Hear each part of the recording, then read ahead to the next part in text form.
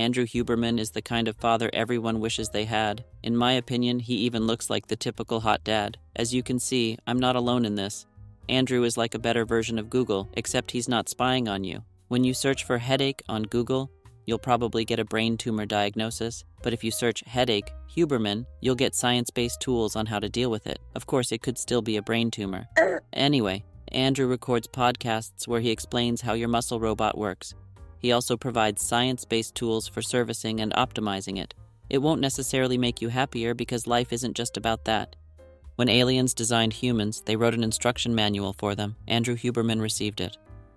The Huberman Lab podcast itself was founded after his conversation with Lex Fridman, who convinced him to start it. I'll talk about that robot another time.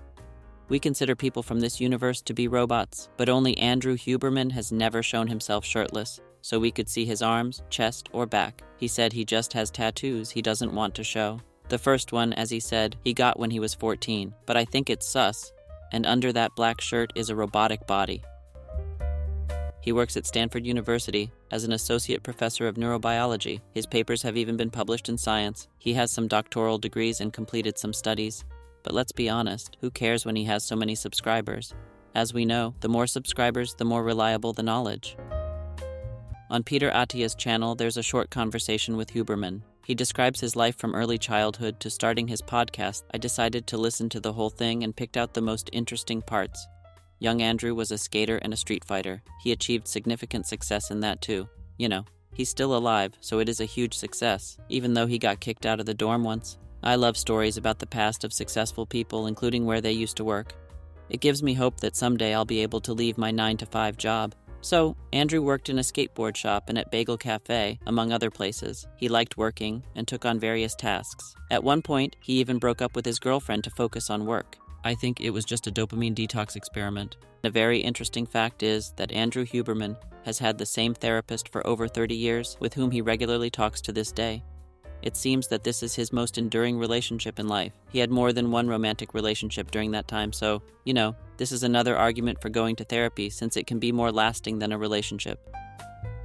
I've prepared a visualization of what a conversation with a typical father probably looks like, and here for comparison is what it would look like if it were Andrew Huberman.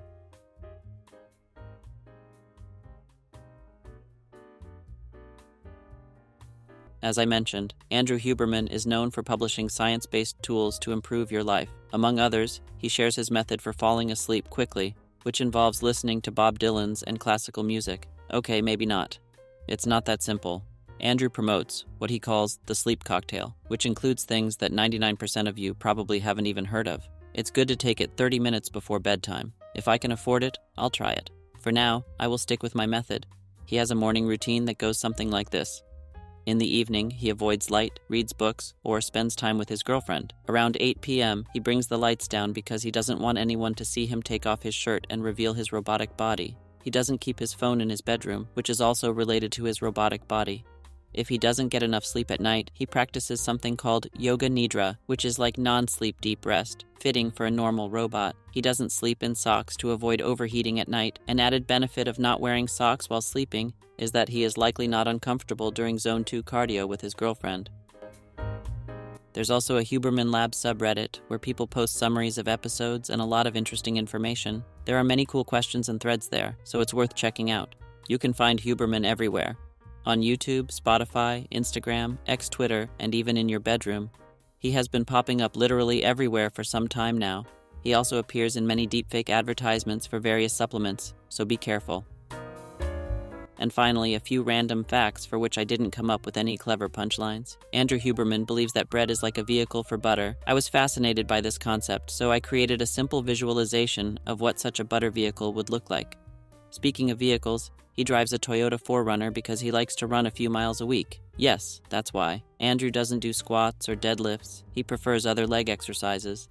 Half of his family is in Argentina.